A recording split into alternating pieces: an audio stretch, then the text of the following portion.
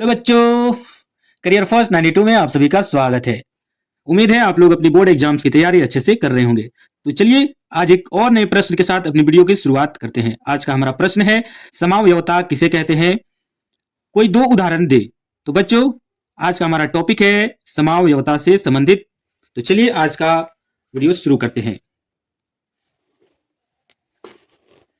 तो बच्चों समावयवता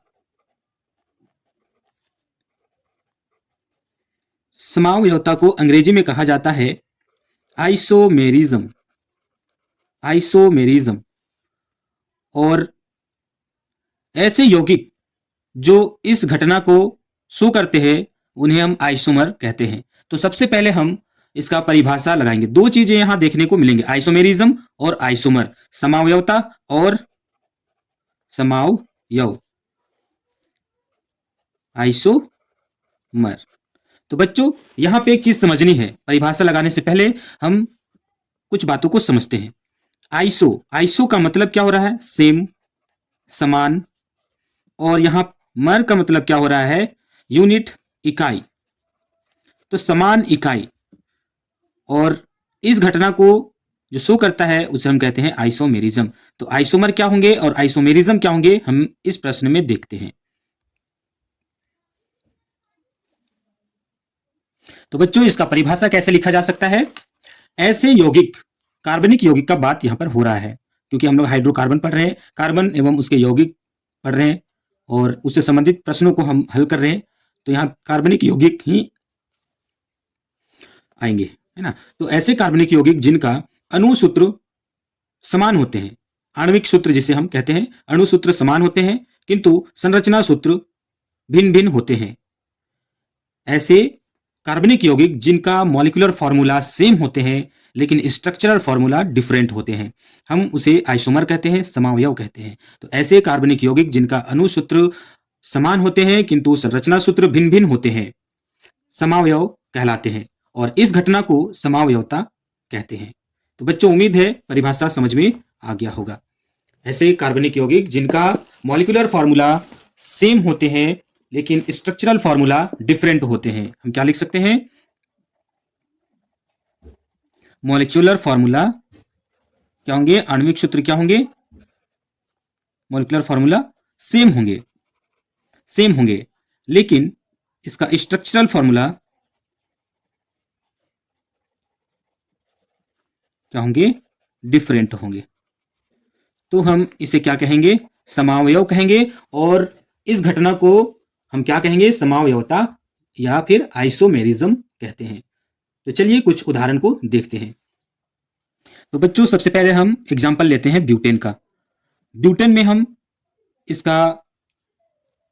संरचना सूत्र कैसे बनाते हैं देखते हैं, ये आइसोमेरिज्म को शो करता है या नहीं करता है, आप लोगों को समझ में आएगा।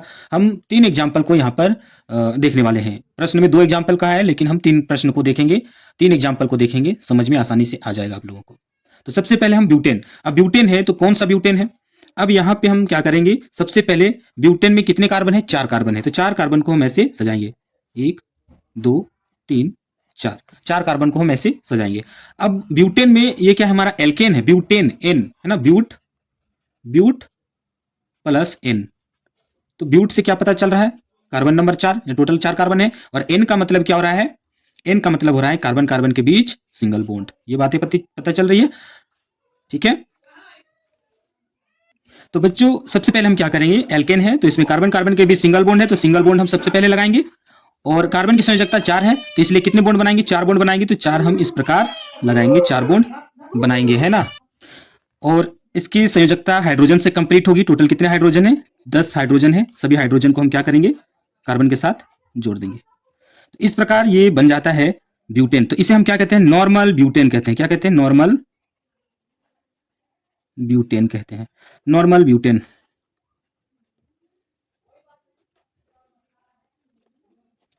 नॉर्मल ब्यूटेन कहते हैं। तो बच्चों यहां पे समझनी है बात, इसे नॉर्मल ब्यूटेन क्यों कहा जाता है।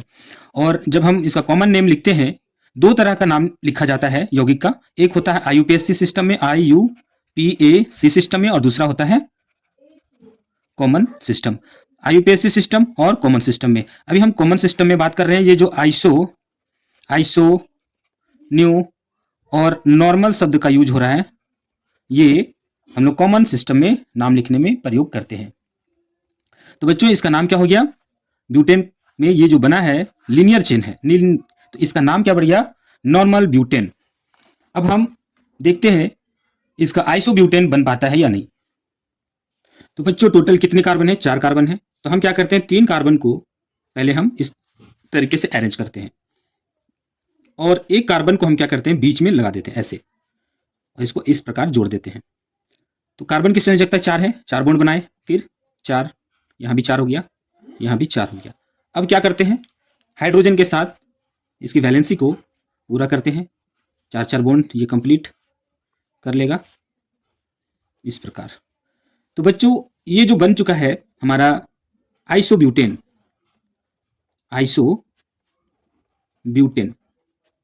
आइसोब्यूटेन कहते हैं हम इसे, आइसोब्यूटेन।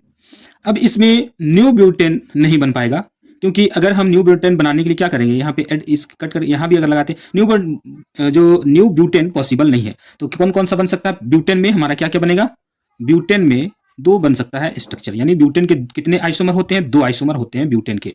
हम लिख सकते हैं 2 आइसोमर्स, 2 आइसोमर होते हैं ब्यूटेन के। कौन सा, एक हो जाता है नॉर्मल ब्यूटेन और दूसरा कौन सा है, आइसोब्यूटेन। 2 ब्यूटेन हो सकते हैं ब्यूटेन के, 2 आइसोमर होंगे, है ना। पहला है नॉर्मल ब्यूटेन और दूसरा आइसोब्यूटेन। अब हम चलते हैं दूसरा एग्जाम्पल के साथ। तो बच्चों हमारा ये दूसरा एग्जाम्पल है C5H12। पेंटेन का आणविक सूत्र क्या होता है, C5H12 होता है। अब इसमें हम और एक बात, इससे पहले वाले एग्जाम्पल में एक छोटी सी बात समझ लेते हैं। दोनों में हम क्या देखते हैं ना, नॉर्मल ब्यूटेन और आइसोब्यूटेन दोनों का जो संरचना सूत्र है अलग अलग है, डिफरेंट है। नॉर्मल में एक लीनियर इस तरह से बन रहा है, लीनियर चेन बनते जा रहा है, और आइसो में क्या हो जा रहा है, एक चेन बाहर निकल जा रहा है इस प्रकार, है ना, बाहर निकल जा रहा है। तो ये दोनों में हम देख रहे हैं, दोनों का क्या है, C4H10, इसका अनुसूत्र आणविक सूत्र C4H10 ही होता है, लेकिन संरचना सूत्र क्या हो जाता है, दोनों का अलग अलग होता है। इसलिए हम कहते हैं ना कि वैसे कार्बनिक यौगिक जिसका अनुसूत्र आणविक सूत्र समान होते हैं लेकिन संरचना सूत्र अलग अलग होते हैं, उसे हम आइसोमर कहते हैं। तो ब्यूटेन का कितने आइसोमर हो गए, 2 आइसोमर हो गए।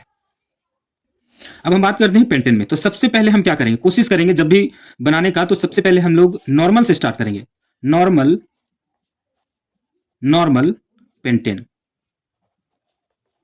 बच्चों नॉर्मल पेंटेन, और ये हम नॉर्मल पेंटेन इस प्रकार लिख सकते हैं पहला। और दूसरा क्या देखेंगे, दूसरा हम देखेंगे आइसोपेंटेन,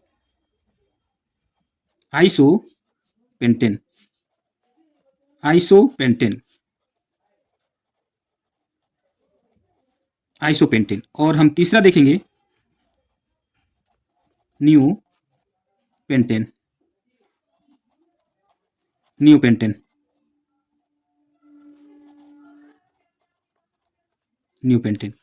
तो 3 एग्जाम्पल इस प्रकार हम बन जाएगा, 3 आइसोमर बन जाएंगे।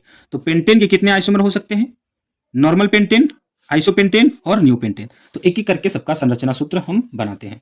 सबसे पहले हम बात करते हैं नॉर्मल पेंटेन में। नॉर्मल, सबसे पहले नॉर्मल है तो ये लीनियर जाएगा, 1 2 3 4 5 कार्बन है, और कार्बन कार्बन के बीच क्या है, सिंगल बॉन्ड होना चाहिए।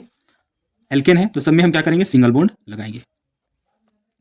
अब हाइड्रोजन का वैलेंसी कितना होता है, 1 होता है, और ये भी अपना 1 इलेक्ट्रॉन लेकर के वैलेंसी कार्बन के साथ बॉन्ड बनाएगा। अब हम देखते हैं हाइड्रोजन को लगाते हैं इस प्रकार,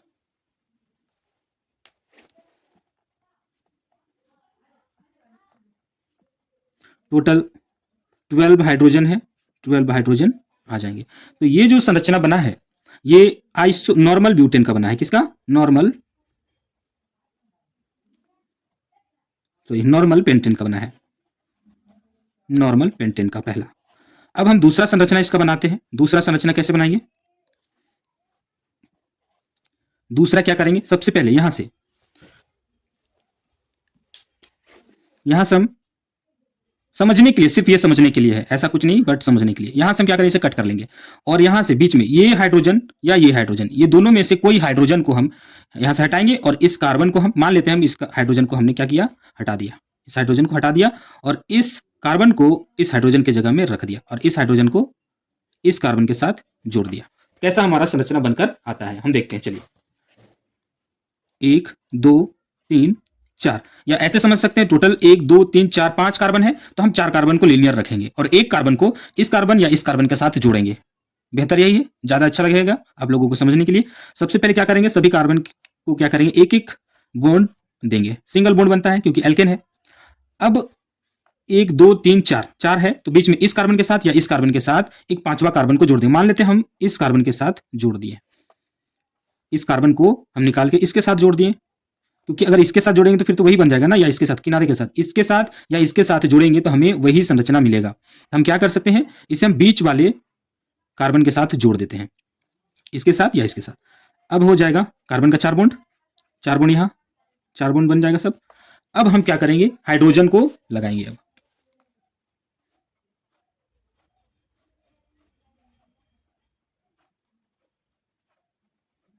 सभी के साथ हाइड्रोजन को लगाएंगे।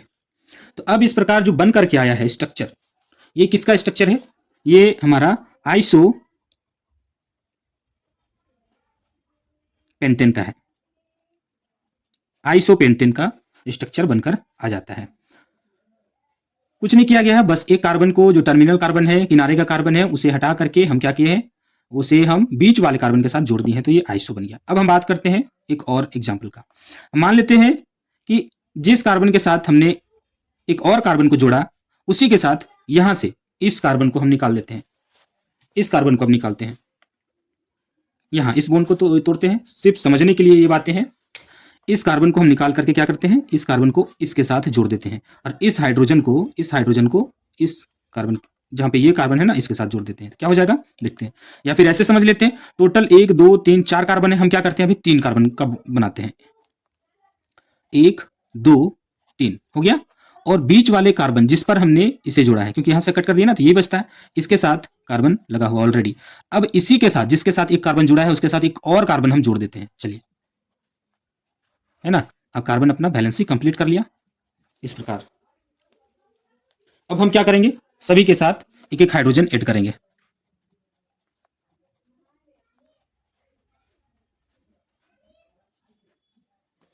तो बच्चों इसका नाम क्या पड़ जाएगा, इसका नाम हो गया न्यू पेंटेन। तो इस प्रकार हमने देखा कि जो पेंटेन है इसका अणुसूत्र C5H12 है, लेकिन इसका संरचना सूत्र अलग अलग है। इसकी वजह से इसके 3 आइसोमर बन करके आते हैं। तो पेंटेन के कितने आइसोमर बन गए, पेंटेन के 3 आइसोमर बन गया। एक बन गया हमारा नॉर्मल पेंटेन जिसका स्ट्रक्चर लीनियर है, रेखीय है, और दूसरा हमारा बन जाता है, एक ब्रांच है, इस प्रकार एक ब्रांच बना है और इसका नाम क्या हो गया, आइसोपेंटेन। और तीसरा है हमारा न्यू पेंटेन जिसमें 2 ब्रांच बन करके आते हैं। इस प्रकार हमने क्या देखा कि जो पेंटेन है, पेंटेन का कितने आइसोमर हो गए, पेंटेन के 3 आइसोमर हो गए, पेंटेन के 3 आइसोमर हो गए। एक हमारा हो जाता है नॉर्मल पेंटेन, दूसरा हमारा हो जाता है आइसोपेंटेन, आइसोपेंटेन, और तीसरा हो जाएगा न्यू पेंटेन। तो इस प्रकार हमने देखा कि पेंटेन के C5H12, पेंटेन के अणुसूत्र C5H12 है, लेकिन संरचना सूत्र अलग अलग है। तो इस प्रकार पेंटेन के 3 आइसोमर होते हैं। अब हम बात करते हैं हेक्सेन का। और एग्जाम में, बोर्ड एग्जाम में यह प्रश्न बहुत ही इंपॉर्टेंट है और खास करके ये example very very important VVI है, इस पर आप लोग ज्यादा ध्यान दें। बाकी जो पहले एक एग्जाम्पल हमने लिया वो सिर्फ समझने के लिए था कि अगर आ जाए तो बहुत ही अच्छा, ब्यूटेन का, लेकिन पेंटेन का अक्सर पूछा जाता है। पेंटेन के 3 आइसोमर होते हैं। और अब हम देखते हैं हेक्सेन के। तो बच्चों ठीक इसी प्रकार जिस प्रकार हमने पेंटेन का 3 आइसोमर देखा, उसी प्रकार हम हेक्सेन में देखेंगे, लेकिन इसमें ज्यादा होंगे। तो चलिए देखते हैं। तो हेक्सेन का जो अणुसूत्र है, आणविक सूत्र है, C6H14 होता है। और इसका आइसोमर कितने प्रकार के होंगे, संरचना सूत्र अलग अलग होंगे, तो आइसोमर कितने प्रकार के होते हैं देखते हैं। तो सबसे पहले हम बात करते हैं, 6 कार्बन है तो सबको क्या करेंगे, लीनियर लगाएंगे। नंबर 1 2 3 4 5 6, सब में सिंगल बॉन्ड लगाएंगे हम, क्योंकि एल्केन है और कार्बन कार्बन के बीच क्या होता है, सिंगल बॉन्ड पाए जाते हैं। अब हम क्या करेंगे, सभी कार्बन के साथ एक एक हाइड्रोजन को ऐड करते जाएंगे, है ना।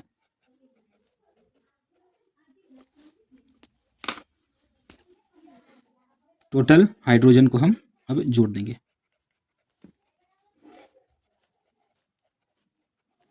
इस प्रकार हेक्सेन का आइसोमर तैयार हो जाता है। पहला इसका नाम हो जाएगा नॉर्मल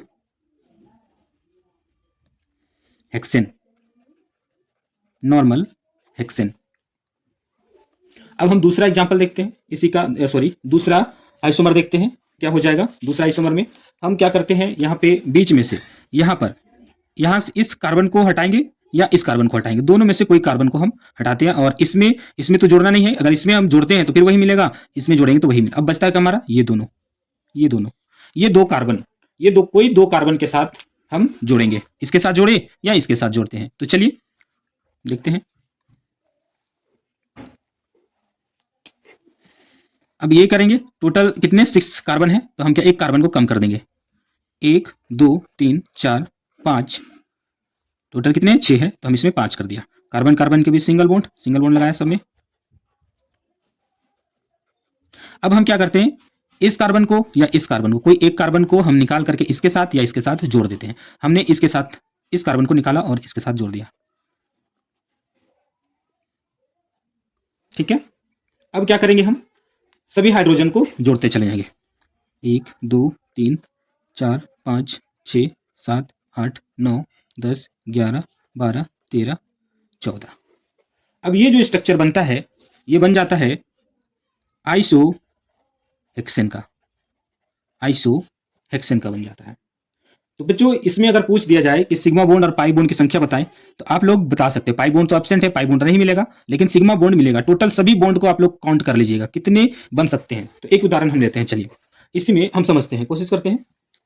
यहाँ पे टोटल कितने 1 2 3 4 5 6 7 8 9 10 11 12 13 14 15 16 17 18 19। तो टोटल सिग्मा बॉन्ड कितने हो गए, 19 हो गए। इस प्रकार पूछा जा सकता है। अगर पूछ दे तो आप लोगों को बना करके आना है एग्जाम हॉल से, ऐसा नहीं कि नहीं आता है। तो उसके लिए आपको पहले तैयार रहना पड़ेगा। अगर आप लोग पहले से नहीं पढ़े रहेंगे तो एग्जाम हॉल में दिक्कत हो सकता है। इजी क्वेश्चन को आप लोग गलत करके चले आइएगा, अक्सर ऐसा हो भी जाता है। और चलिए अब हम देखते हैं इसके आगे क्या होता है। एक और करते हैं, इस कार्बन के साथ इस हाइड्रोजन को आप क्या करेंगे, इस हाइड्रोजन को यहाँ पे हटाएंगे और जहां से एक इस हाइड्रोजन यहाँ से कार्बन को हटा करके हम क्या करेंगे, इसके साथ जोड़ देंगे। एक और नया स्ट्रक्चर तैयार हो जाएगा। या फिर ऐसे करेंगे, टोटल 5 कार्बन लिए, अभी क्या करेंगे 4 कर देंगे। कार्बन को चेन से छोटा करते जाएंगे, 1 2 3 4 5 था, 4 कर दिए। अब कार्बन कार्बन के बीच सिंगल बॉन्ड लगाए। अब क्या किए, इस कार्बन के साथ हमने लगाया था किसे, एक कार्बन, यहाँ एक कार्बन और हम यहाँ पे लगा देते हैं। टोटल कितने कार्बन होंगे 1 2 3 4 5 6 हो गया। अब हम क्या करेंगे, सभी हाइड्रोजन को लगाते हैं। 1 2 3 4 5 6 7 8 9 10 11 12 13 14, टोटल कितने हो गए 14 हाइड्रोजन हो चुके हैं। तो अब इसका नाम क्या आता है, इसे हम कहते हैं न्यू हेक्सेन कहते हैं। तो बच्चों यहां तक 3 आइसोमर बन चुके हैं, लेकिन अब एक्सेप्शन शुरू हो जाता है, क्योंकि अब हम आगे और स्ट्रक्चर लिखा जा सकता है ना, स्ट्रक्चर और आगे। तो हम क्या कर सकते हैं, बाकी आगे जब लिखा जाता है उसके लिए हम लोग नंबरिंग करते हैं। आईयूपीएसी सिस्टम में नाम लिखा जाता है, कॉमन सिस्टम में यहीं तक लिखा जाता है, नॉर्मल आइसो न्यू कहीं यूज किया जाता है। तो अब हम हमारा वीडियो इससे ज़्यादा लंबा ना हो जाए तो हम क्या करेंगे, स्किप करेंगे। उम्मीद है आप लोगों को समझ में आ चुका होगा। हेक्सेन का स्ट्रक्चर इस तरह से बन सकता है। तो बच्चों उम्मीद है आप लोगों को आज का हमारा टॉपिक समझ में आया होगा। आज का यह प्रश्न बहुत इंपॉर्टेंट होता है, अक्सर एग्जाम में ऐसे प्रश्न पूछे जाते हैं, आइसोमेरिज्म से संबंधित प्रश्न पूछे जाते हैं। आप लोग इस टॉपिक में और एग्जाम्पल में खास करके पेंटेन का एग्जाम्पल को आप लोग ध्यान से पढ़िएगा। तो हमने देखा हेक्सेन का आइसोमर और पेंटेन का ये जो एग्जाम्पल है आइसोमर का, ये बहुत ही इंपॉर्टेंट है। आप लोग इस पर ज़्यादा ध्यान दीजिएगा। हम सिर्फ समझाने के लिए बाकी एग्जाम्पल लिए हैं, और अक्सर पूछे जाएंगे तो पेंटेन को पूछे जाएंगे, बहुत ज़्यादा चांस है इसका। तो बच्चों, उम्मीद है आप लोगों को हमारा आज का यह टॉपिक पसंद आया होगा।